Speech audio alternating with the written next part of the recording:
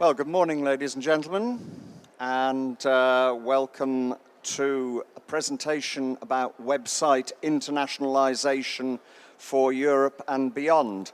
If you're thinking about putting your website more broadly across different countries in different languages, then you need to hear this presentation. My name's Nick Evans. I'm from Extra Mile Communications. We're a multilingual digital marketing agency based in Staffordshire, and our clients include Apple and Garmin, the NHS, not that we do a lot of international for them, and a whole variety of others. We do stuff for small clients and large clients, and mostly we try to do the multilingual side of things.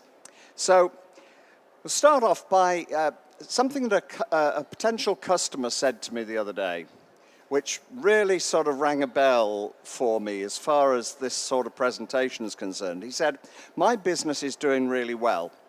70% of our orders come from overseas, and we've got agents and distributors in every country who do all the talking in local language for us. So we're in the top 3 of Google results for our product, and our business is growing gently. So why would I need to spend money on a multilingual website? I don't believe I need one. My English one is doing the job perfectly fine. Well, obviously I didn't agree with him, and really it's the basis of that conversation that I had that brought me to doing this. So in the world at the moment, there are around 3 billion people who use the internet. And of these, 1.7 billion people are in the top 10 largest using countries. That means there's another 1.3 billion people elsewhere, but let's forget about them for the moment. These are the top 10. Now, if you take out the English-speaking countries, that's the USA, India, UK from that list, you're left with 1.1 billion people in those top countries who can't read your website in English. So you're missing out on a huge audience for your website. More so, there's 27 trillion pounds worth of business sloshing around globally online. So that's from consumers, from businesses, public services, and more. And with your English language website, you can only address 1/3 of that. Now, I'm sure you'd be happy with 1/3 of 27 trillion pounds, but really getting at those people is harder than you think. So if your business relies on the possibility that somebody in deepest Bulgaria can speak a bit of English and therefore translate and represent your products and services in their country, then your company's future is in very uncertain hands. How much better, how much more authoritative, how much more welcoming would a Bulgarian version of the website be, an Italian version, a Chinese version? Accessible to everybody, your website will not only be relevant and clear about your product offerings, it'll also be findable on local language search engines. You see, your Google ranking in the UK means nothing as soon as you go abroad. You have to build your own Google juice in each country that you're selling in. Completely irrelevant in Bulgaria, for example. And another question you should ask yourself is, how many products have you personally bought from China recently on a Chinese website? I'm guessing not an awful lot. Why? Well, it's very simple. Most of you, I guess probably nearly all of you, can't read that website. It doesn't mean anything to you, and yet the people on here could be one of the best potential partners or a reseller or a customer for your business. But you don't know that. You can't read that. Now turn it the other way round. Here you are with your English language website, and the people in China can't make head nor tail of what your website's about.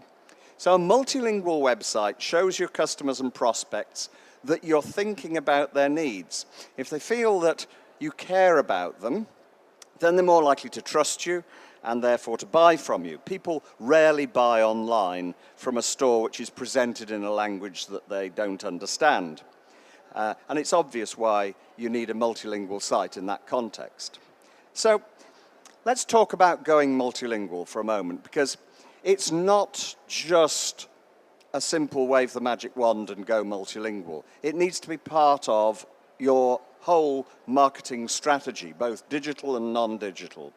It includes your website, but it also includes email communications, social media, all the other media that you use to address your partners in other countries, distributors, resellers, manufacturers, and of course, your customers.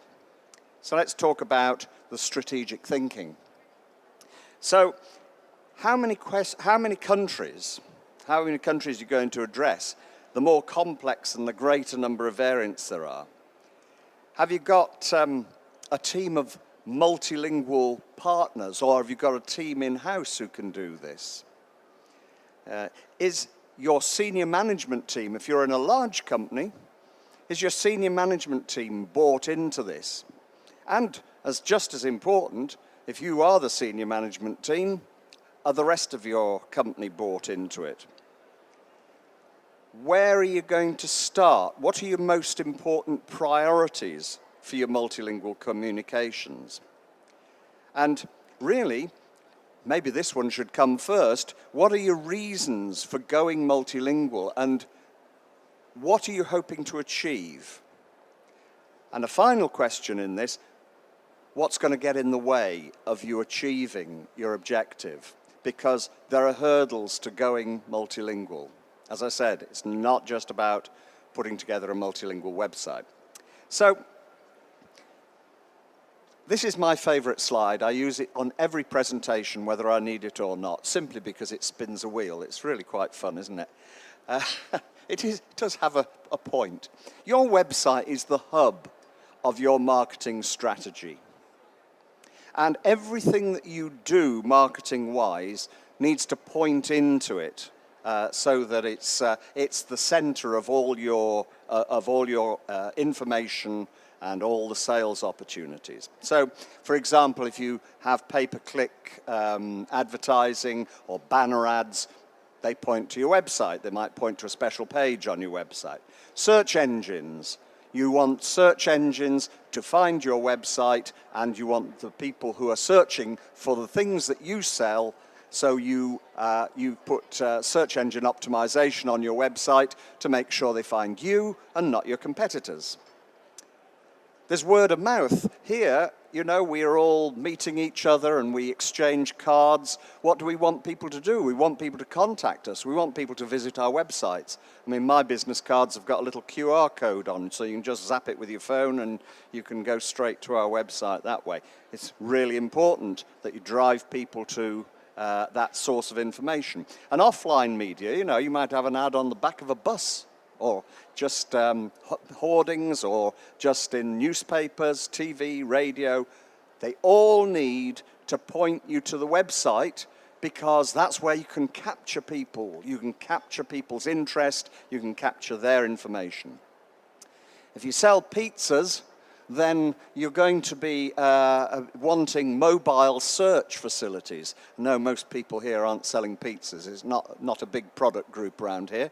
But if you want a pizza here, you go on your phone, you type in pizza into Google, and it'll tell you where your nearest pizza shop is. It's as simple as that. Optimizing for mobile is really important. Social media drives people to your website. If you're doing social media and you think you're doing it well, but you're not actually putting any links to your website or to your products, then you're doing a pointless job. The point of social media is to drive traffic to your website in the cleverest and simplest way possible. And the same applies to email marketing. You'll notice these two are a different color. That's because they're two-way. There's a communication there between you and the customer. And so people can comment and answer. But email marketing, again, driving people off to the website. And of course, with email marketing, you're not telling them the story in the email. Why? Because what you're doing is you're dangling a carrot. You want them to click.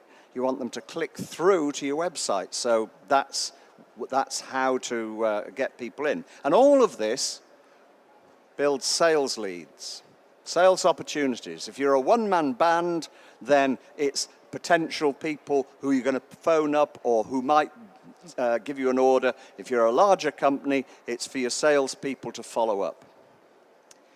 So in the multilingual context, you've got a choice. It's not cheap having a multilingual website. It needs budget.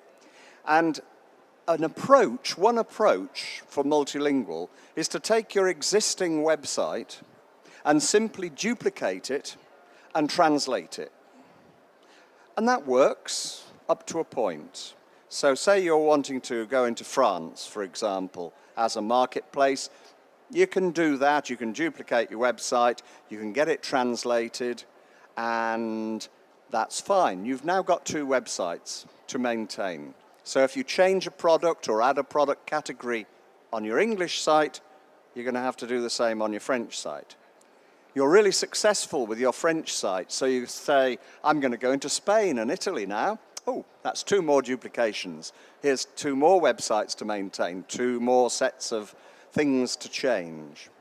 It gets very cumbersome, very difficult to manage. So the way we deal with that is by having a multilingual website, one website with multiple languages. And the way this works is that you start with a base layer of the English website. And then, for each page in the website, you add a layer of translation for each country or each language that you want to address.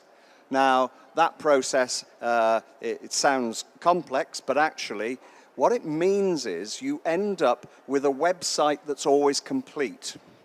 So if you add a page to your website in English, it'll be there for all countries. It'll be in English in all countries until you translate it. But the point is, it's always complete. Your website never lags for any country, never lags behind the basic one.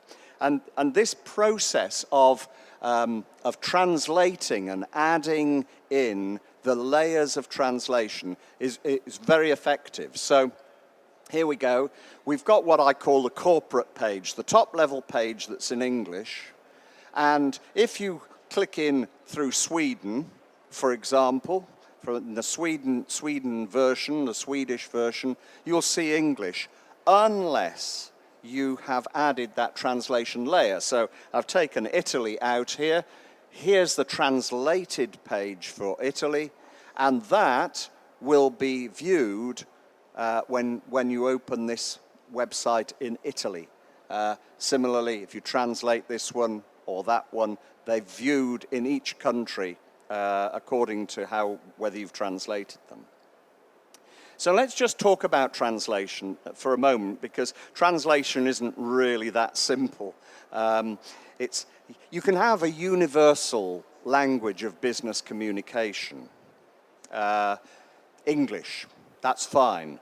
Not everybody speaks it, unfortunately, as we saw at the beginning of this. And what is English? Is it UK English, US English, Australian English? We all know how much they differ. So getting a translatable voice is really important. A voice that is simple, is clear, and is unambiguous when you translate it. So the further south and east you go, the less likely people are to understand English. You might think, well, people in Spain and Italy and France speak English. No, that's because you've gone there on holiday. The waiters speak English. Normal folks don't, generally speaking, and particularly if you're going to a consumer market. So getting your ducks in a row for translation is really important. And you need to remember localization. You must localize before you translate. What that means is that if you've got different countries with different products or different rules, different currencies, different VAT. Get that all sorted out before you translate your website.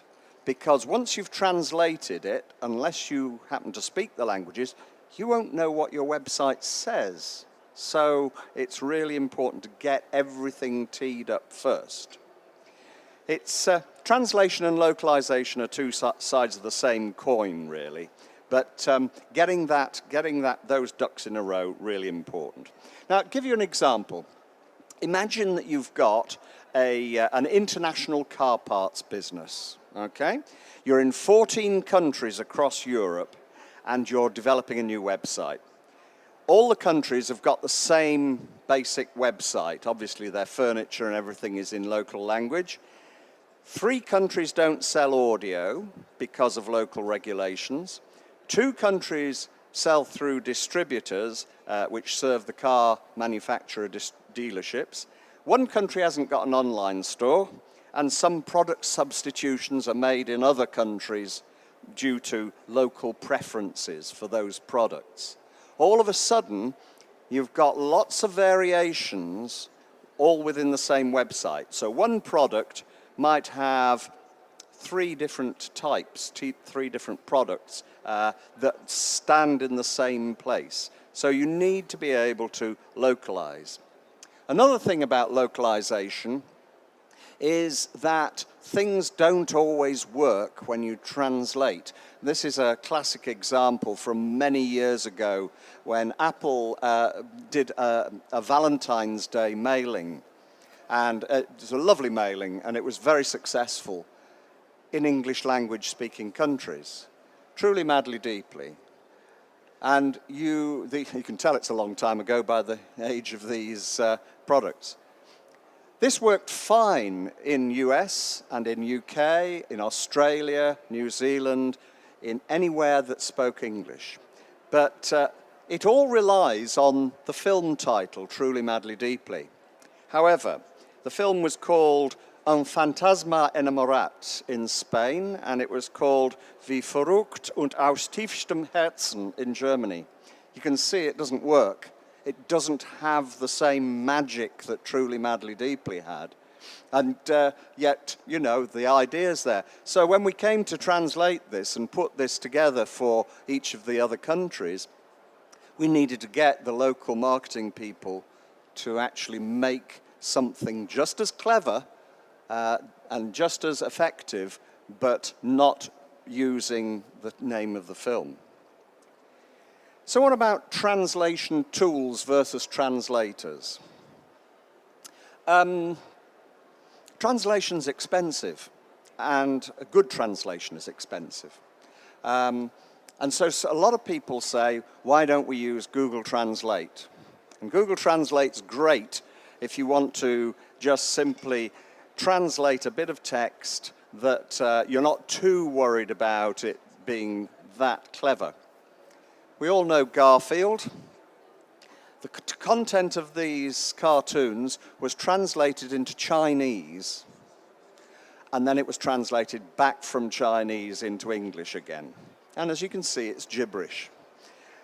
You end up with gibberish. The more technical your content is, the more it's unlikely that you'll get over the idea. So if you've got a product that's technical, Google Translate's not going to hack it. And when you do translate, you need to hang on to the translation because it's jolly expensive. It'll cost you a lot of money to translate. So if you're translating phrases and words and sentences that you're going to use time and again, don't lose them because they cost you a lot of money. And the way we do it for some people is simply to put it all into a spreadsheet. Break everything down into component parts of the content. So this is, for example, the navigation of a website. So all the main category pages are listed down there, and then the translators have simply put their translation in, and if they've got a query about it, they add a little note. And we've done it all in Excel. And it's easy to keep and revisit. And it's not just for single words. Obviously, single words don't stitch together you need to get the full body copy of a particular page in your website.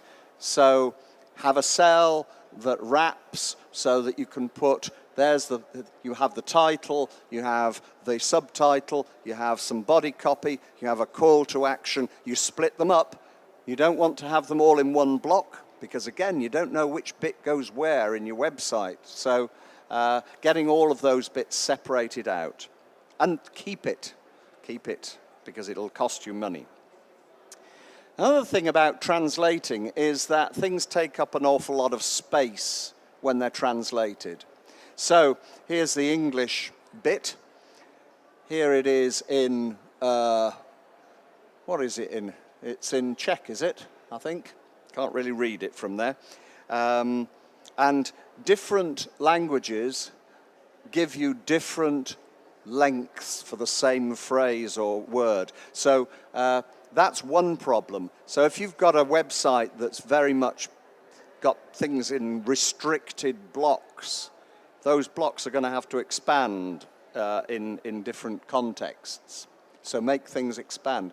And another problem, similar, is large words that break up the formatting. So you end up with gaps like this. So you need to get those words, either you accept the fact you're going to have that, or you need to have those words hyphenated. But do you know where to hyphenate that word, for example? I don't. So the translator needs to do that for you, or a validator. Some more pitfalls. It isn't all pitfalls, honestly, but some things that you need to understand. Getting translation right, not just good, is a priority, particularly if things are technical. You might have a good translation, but your local feet on the ground might say, yeah, that's fine, but that's not how we say that in this context. That's not the terminology that we use. So getting it right is really important. And another key thing is tone. You know, when you did your French lessons at school, you learned that tu was familiar and vous was what was more formal.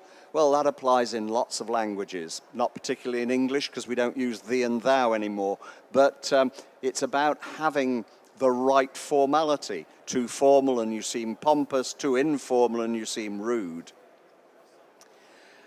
And then we saw the idea of something idiomatic with the film title, but, you know, quotations from Shakespeare or things like, my favorite one is, I've got other fish to fry.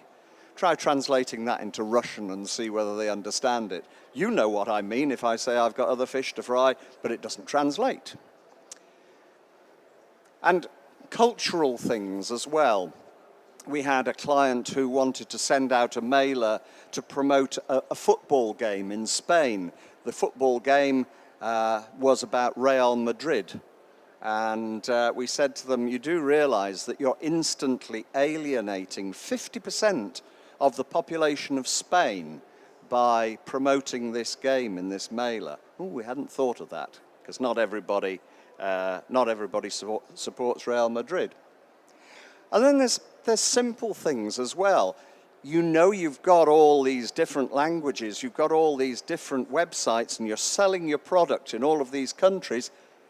You've got to keep tabs on your stock in all of those countries because you don't want to disappoint people. And unless you've got an automated system, you don't want to have a product that's up for sale that is actually out of stock. So be careful with that one.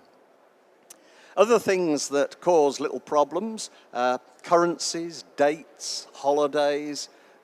Go to France and Italy or any sort of nominally Catholic country, and they have lots of saints' days, so they're closed on days, and they tend to, if the saints' day comes on a Thursday, they'll take the Friday as well, that sort of thing.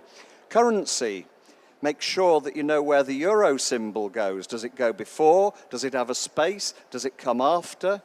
Are they using a comma as a separator, as a decimal point instead of a dot? A lot of countries do that. So understanding that sort of thing is important. And the legals, understanding local rules. For example, a lot of people with e-commerce sites will say, buy one, get one free. The bog-off is very, very prevalent in the UK. It's illegal to do that in Germany and in Belgium because you're not allowed to give something for free. You can give it for away, you can charge them €1 if you like, that's fine, but you mustn't say it's free. Conforming to local legislation, really important. So moving rapidly on, getting your content ducks in a row. This is really quite important. What are you going to translate? You know, are you going to translate your strapline of your company?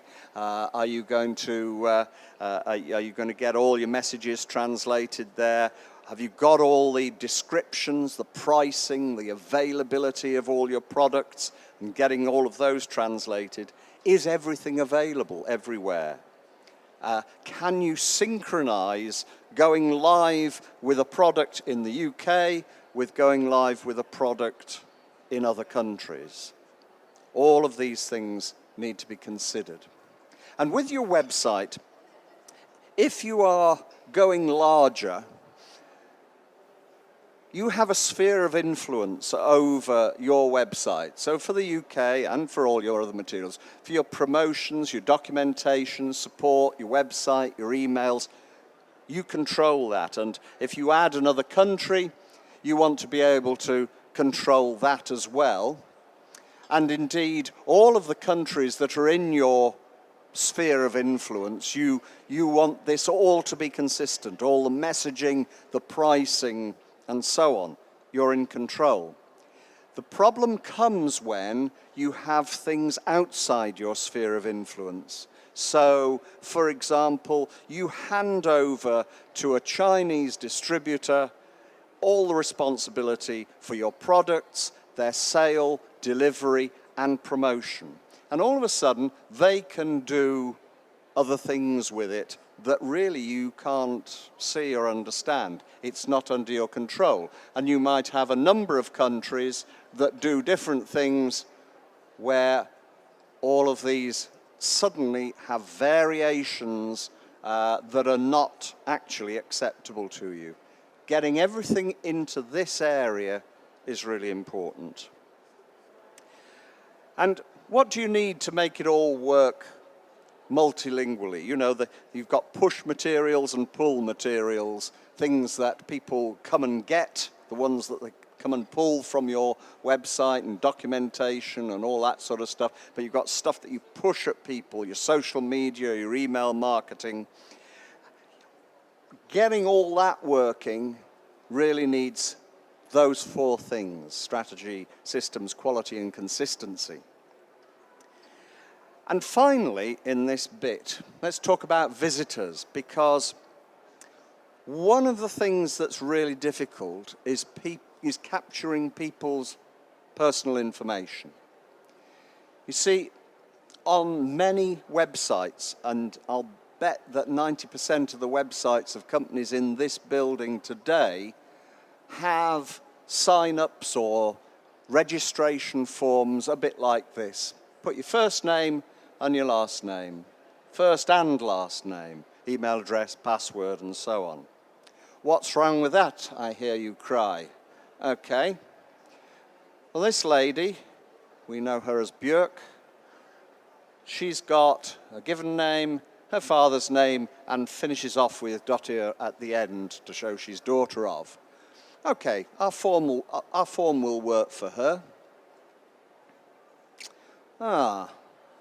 Will our form work for him? Mao Zedong. Family name, generational name, given name. Well, he could probably manage it at a push. Okay, this lady, Marta. Now, you see, Marta will always, if you ask her to write her name, she will put her family name first and her given name second. So our form won't work for her, and she's likely to put the data in the wrong way round. So that's going to cause problem when you start to pull it out again. Okay, what about Maria Jose? What's she going to put into her form? Because she's got family name from her father, family name from her mother. Does she put both of them in, one of them in? What do you call her? What about him? I love his name. I would love to be called that. I think it's a fabulous name. So it isn't going to work in that form. So how do you do this? You see, it doesn't even work in the UK because we're a multicultural society. We've got so many people whose names just don't conform to the old idea of Christian name and surname. We now call it forename and family name. So a way around it is to have your full name and then a thing that says, what should we call you? So they can put whatever they like in here, and then if we're going to mail them, this is what you say, this is what you call me. That way you get the right terminology. And there's other things. Don't auto-capitalize names because they don't all have capital letters in the middle of them. Don't restrict the number of characters to be used because some of them, as we saw with the last slide, are very long. Indeed, you need to extend that character set so that you can accept non-Roman characters, even for places like Czech Republic, Hungary. They're using characters that the standard Roman character set doesn't accommodate. Don't restrict the field length, and remember that many countries put the family name first before the given name. So what should you do next? Really, if you're going to go multilingual, you need to think of your strategy, really important. I hate to say it, but you need to think of your budget because it's not cheap going multilingual. You need to be very focused about what you're going to do, how you're going to do it. You need to consider your languages and cultures and context of all the countries that you're going to go into. And really, you need to find yourself a good online partner that specializes in multilingual websites. Here's one I prepared earlier. Thank you very much.